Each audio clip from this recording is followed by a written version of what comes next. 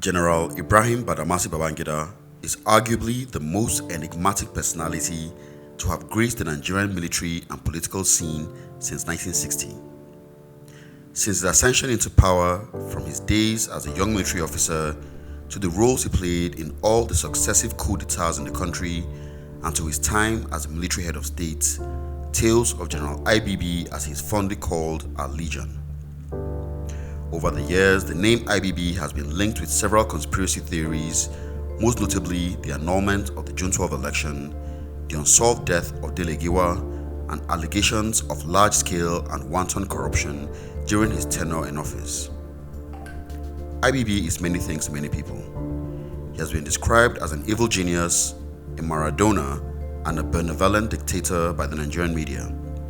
He is hated by some, idolized by many, and respected by all. The 83-year-old Mina-born general's life story reads like something from out of the movies. Even though he has been retired and out of office for the last 3 decades, the general's influence on Nigerian governance and politics has never waned. On February 21, 2025, General IBB released his autobiography with the title A Journey in Service, where he personally addresses many of the controversial issues that have been linked to him over the years. Today I'll be doing a deep dive into the book, and I'll be narrating some random excerpts from the book. If you enjoy what we do and you'd like to support, don't forget to like, subscribe, and share. Drop us a comment, and we'll see you in the next video.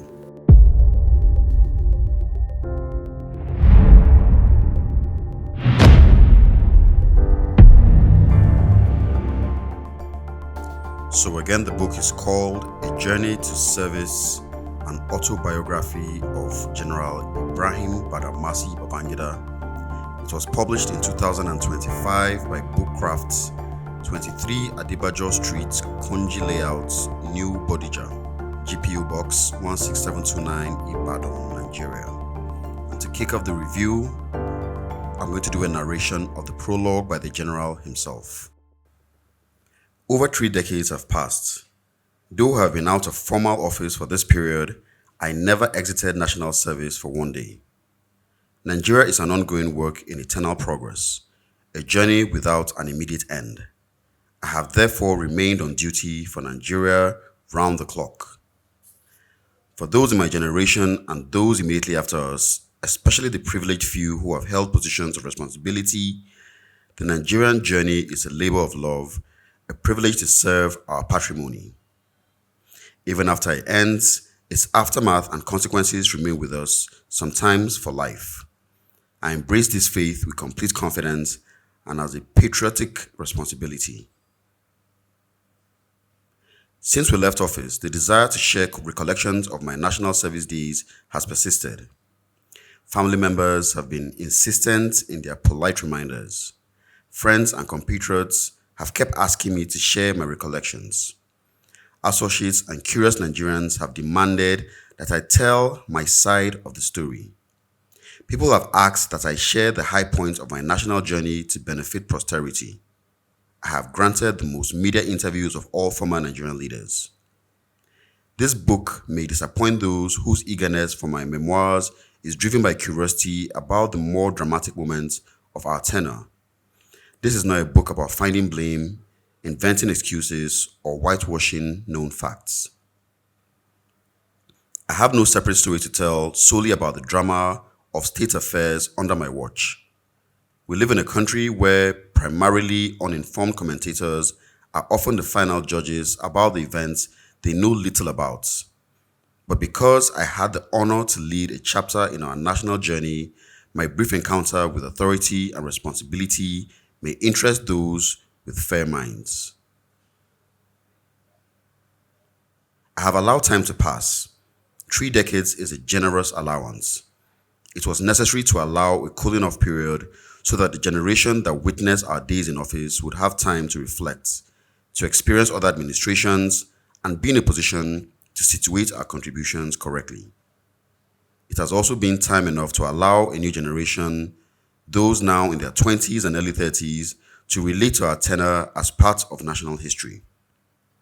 I believe our youth should be allowed to make their own judgments about the various stages of our national history.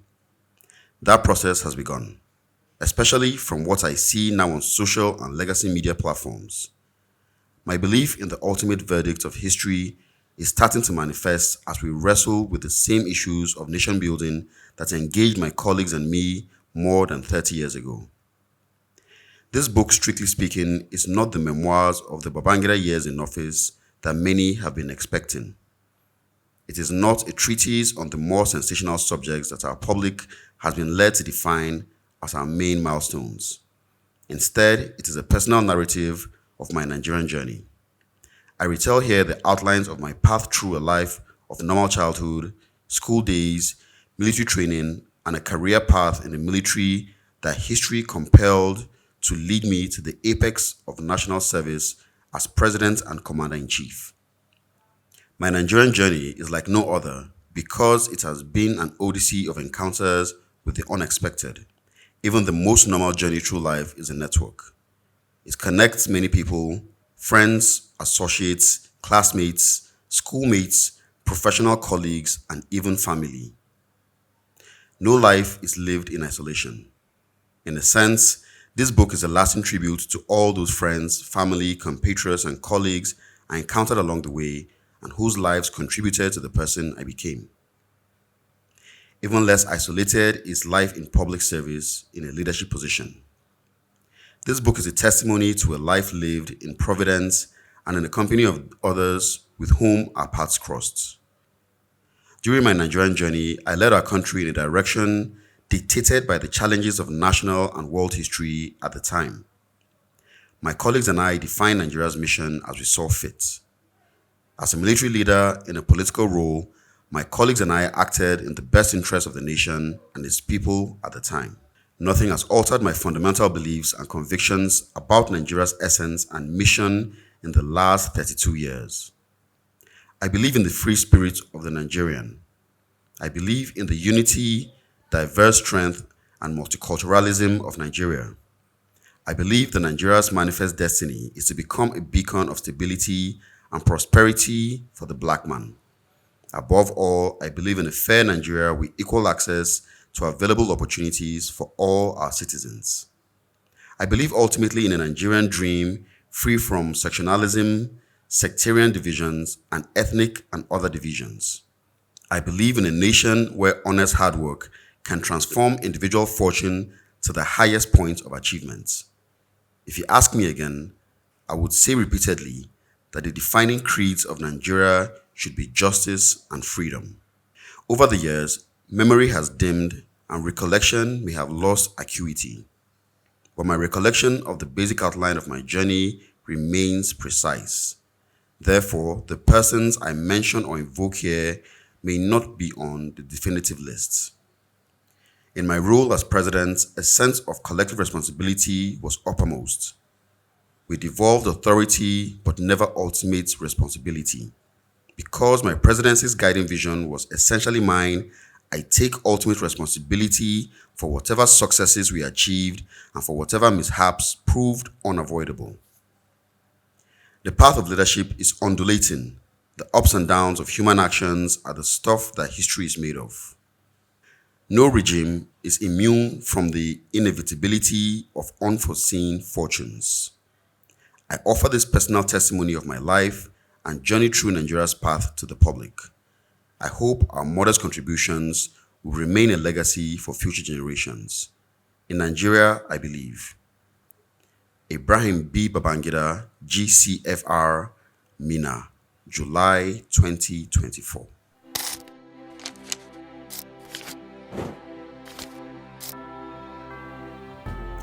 I was born in Mina on Sunday, August 17, 1941, when my father, Malam Muhammadu Badamasi, lived there. My father moved to Mina in 1941 from Wushishi, where he and his siblings were born. However, my father's early life story goes back to my grandfather, Malam Ibrahim. I didn't know my grandfather because he had passed away before I was born. He was said to have been a prominent Muslim cleric who made Wushishi his home in the latter parts of the 19th century. Snippets of details I heard suggested that earlier on, he was a bit of a wanderer, migrating from Sokoto to Kano and Kontagora and settling in Wushishi.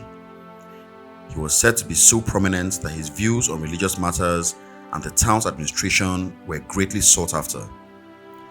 The stories of his attainments in the town continued to be told for years after he had passed away. From all accounts, my grandfather did not choose to settle in Wushishi. Wushishi chose to settle in him. Apparently, he met his future wife, a young Wari girl called Halima, in Wushishi, and since his future parents-in-laws would only allow him to marry their daughter if he agreed to make his home Wushishi, he readily complied with their condition before settling down in Wushishi. As I understand it, my grandfather named my father Badamasi after a particular religious book that he consulted regularly. My grandfather was so fond of the book that he decided to name his second child after it, and that was how the name Badamasi came into our lineage. I have reasonably good memories of my father, even though he passed away in 1955 when I was only 14. I recall that he appeared to be a busy man who traveled a lot between Mina and the surrounding communities, particularly Bida and Wushishi. It turned out that just before I was born, he had secured a job as a messenger/interpreter in the office of the Colonial District Officer resident in Mina.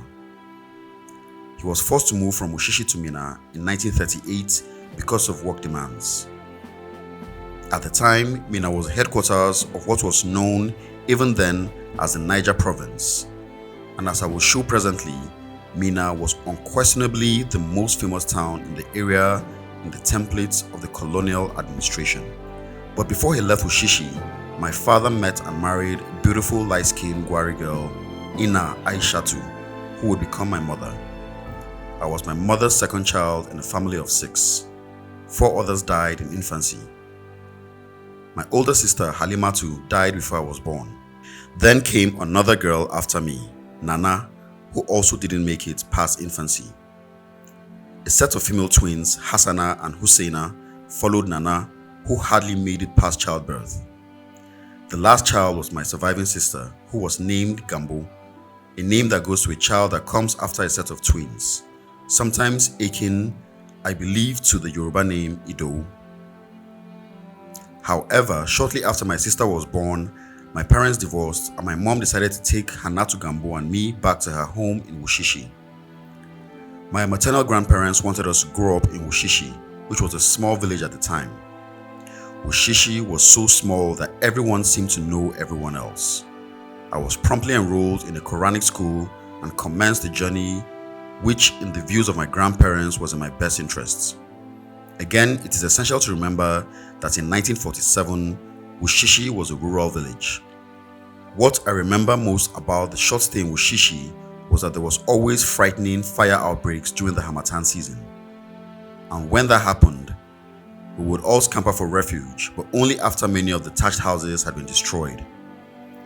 Then after the conflagration, the people would start rebuilding using the same thatched materials. Come the next Harmattan season, the whole process would reoccur, and the fires would again rage and destroy thatched homes that had been rebuilt only months before, while the natives took cover in safer areas. It must have been a challenging way to live, even if the import of that menace didn't fully occur to us as children. Years after, when as a president I visited a more developed and different Wushishi town on official engagement, my mind went back to that first visit as a child some 40-something years earlier. Then, almost impulsively, I wondered how those I met as a child in the same, even if now more sophisticated environment, had etched out a subsistent living for themselves from the austere, dry patches of earth surrounding them.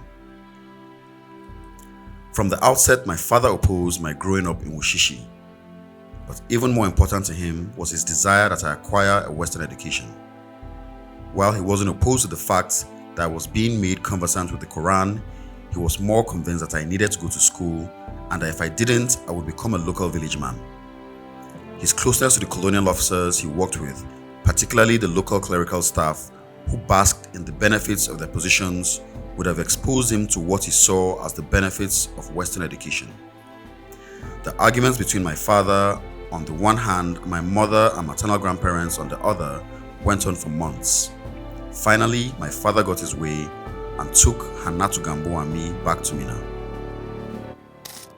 In the remaining of this sub-chapter, The general goes ahead to speak more about the town of Minna in Niger State, where he spent most of his formative years. He speaks about the people, the culture, and some of the things that shaped his childhood while growing up in Minna. Because this is a review, I'll just breeze past this and jump right to the next subchapter.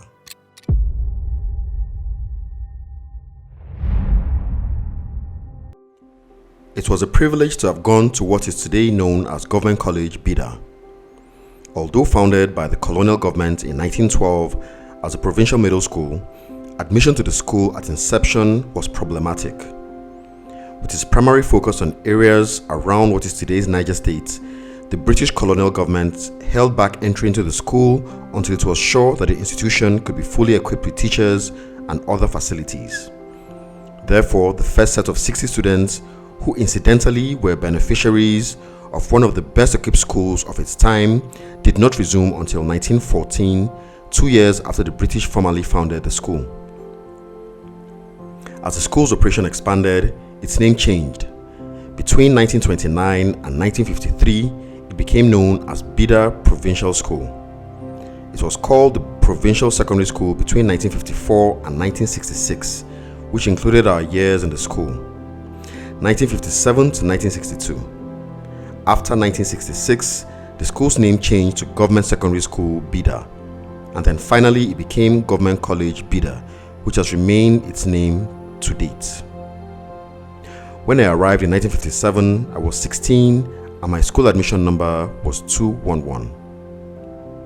So much has been written about our class, the famous class of 62, made up initially, if my memory is correct, here of 31 of us, and how that class produced 2 Nigerian presidents, 4 state governors, 2 federal ministers, 3 justices, 4 ambassadors, and other influential Nigerians.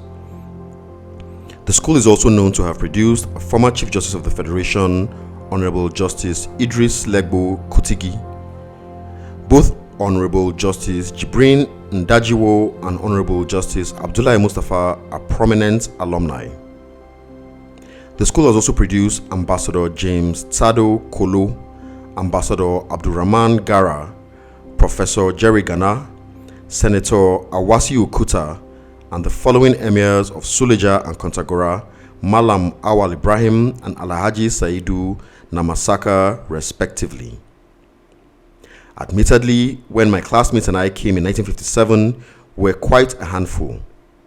Abdusalami Abubakar, Sani Sami, Sani Bello, Garba Duba, Muhammad Gado Nasko, Abdul Mumuni Keki Manga, Mohammed Maman Maguro, Paul Babali, Mohammed Buba Ahmed, Samaila Ahmed, Mohammed Ndatosu, Dokotigi Dauda Gulu, Meiriga Mahuta, Musa Hassan Yahuza Makunji, Mohammed Makama, Ibrahim Sanda, Usman Mei Kunkele, Umaru Baban Gunji, Usman Yakubu Namdako, Mohammed Bare, Yamusa Wali, Samuel Bala Kuta, and Umaru Bati.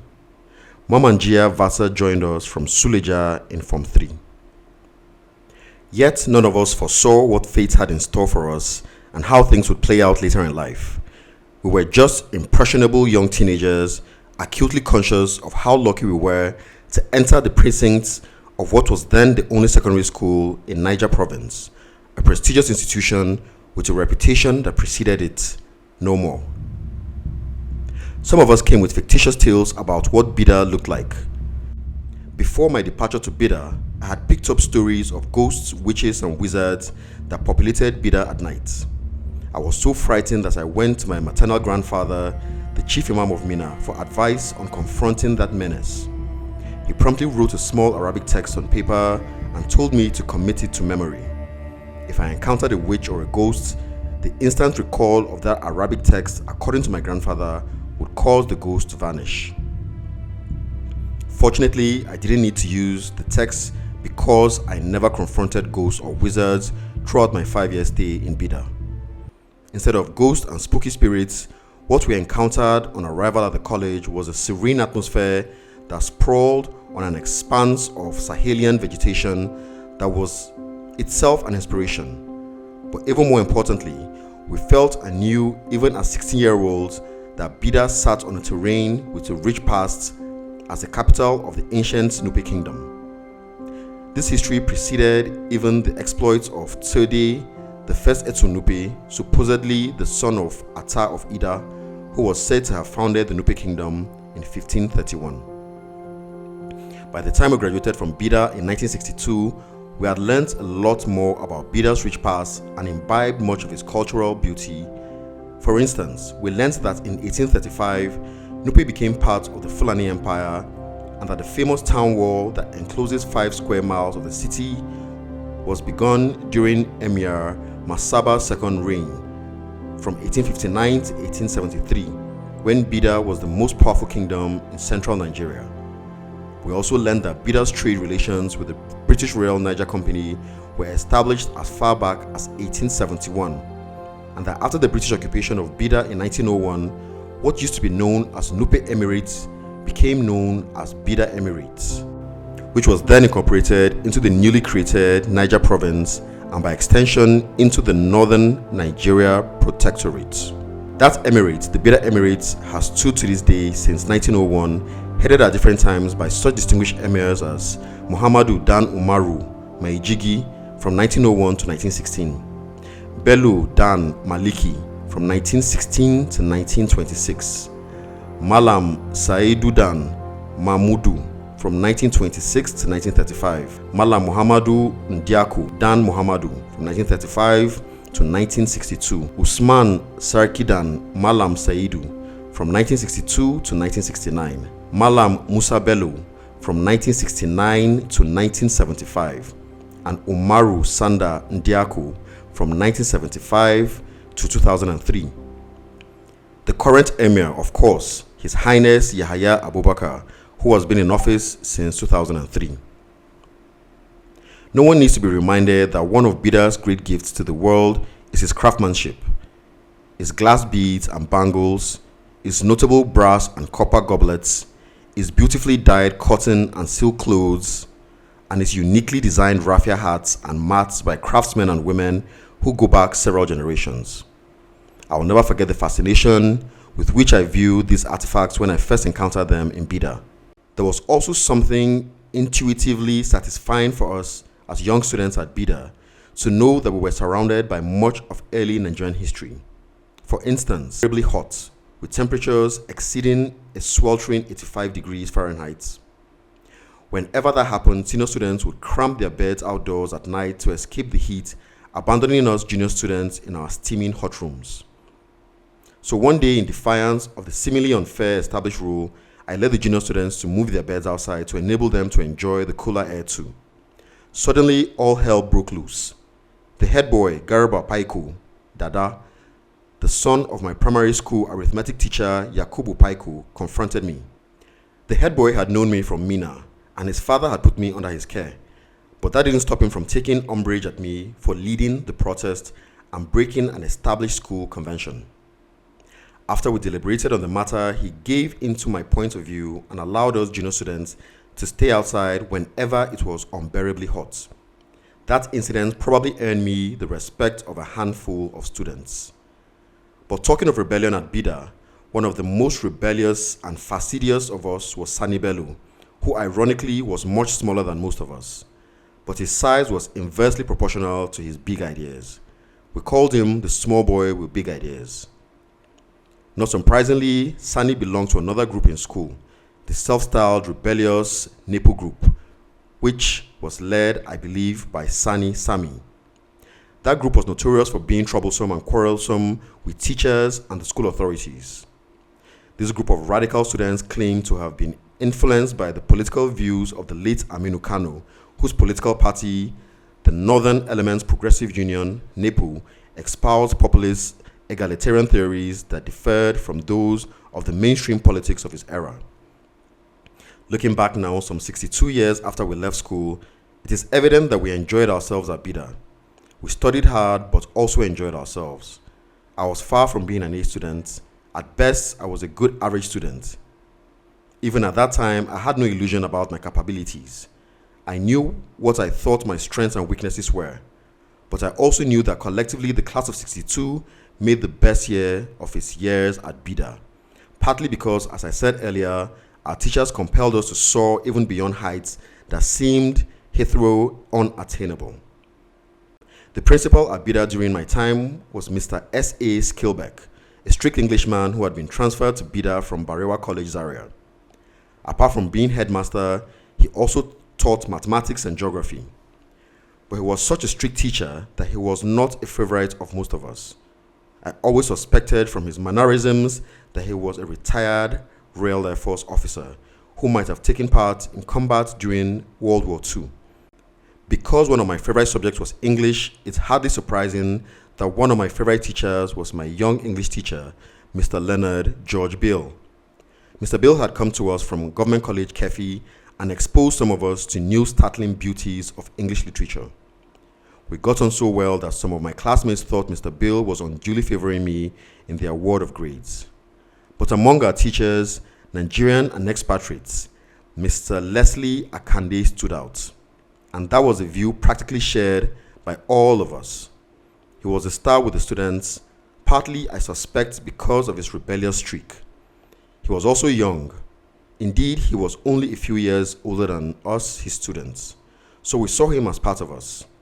Mr. Akande also reminded us of what we thought teachers were in those days, all-rounders. For instance, although he specialized in woodwork and metalwork, he also taught English and some geography. But what endeared him the most to us was his rebelliousness. After returning from his studies in the United Kingdom, his attitude towards his expatriate colleagues changed radically. Exposure to bouts of racism in the United Kingdom might have radicalized him. So when he returned to BIDA and found a whites-only staff common room for his expatriate colleagues, distinct from the designated one for Nigerian teachers, he went ballistic. There was a rumor that he almost came to blows with Mr. Skilbeck, but for the intervention of other staff members. I don't remember what happened afterwards. In all likelihood, his fight for fundamental fairness in segregated staff common rooms for teaching staff in government schools at the time led to scraping that obnoxious practice in other parts of the country. I never forgot Mr. Leslie Akande for another reason.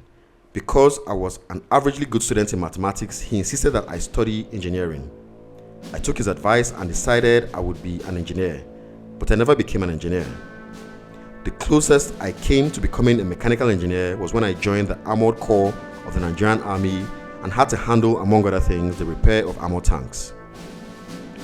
We had other Nigerian teachers at BIDA, such as Mr. Jerome Idoko, who taught geography, and Jonathan Ndagi, who taught us mathematics. Ndagi, my neighbor here in Mina, who at 95 looks very good for his age, was our ambassador to Australia during my tenure as Nigerian president. Yahaya Abubakar, a young cerebral and taciturn, freshly minted graduate of the University College Ibadan, joined the teaching staff just before we left BIDA in 1962. But by far the most experienced of the lot was Dr. Edward Adeyemi Onimole, whom we all called Papa Onimole. Pa Onimole, who was at a 24-year-old, had taken up a voluntary 3-month leave of absence from his teaching job at King's College in 1930 to help set up and popularize science education in northern Nigeria, ended up spending his entire teaching career in the north. He never went back to Lagos. By the time he died in Ibadan at 78 in 1984, Pa Onimole, with his Boy Scout approach to education, had taught and mentored several generations of students in northern Nigeria, including General Yakubu Gowon and myself. More than just laying a sound science foundation for us, Pa Onimole was the first to get many of us interested in a career in the military. Shortly after independence in 1960, Pa Onimole invited his former student, Captain Yakubu Gowon, to give us a career talk on the military. Before Captain Gowon arrived, Pa Onimole gave us a preparatory talk I have always remembered. He told us that Gowon was one of his best former students who never skipped doing his homework, and if we wanted to be like Gowon, we needed to do our homework diligently. Captain Gowon, handsome and smart-looking in his properly starched army officer's uniform, spoke to us brilliantly in his now familiar shrill voice on the benefits of a military career. His career talk left a mark that stayed with most of us. However, it took several other interventions in subsequent years to recruit many of us into the army. For instance, in early 1962, Sir Ahmadu Bello, the Premier of Northern Nigeria, visited us at school to get us interested in military careers. By now, we had become more familiar with the army terrain since some of our seniors and role models at Bida, like Garba Dada, Haruna Auna, and Ibrahim Taiwo had at the time joined the military and were doing very well.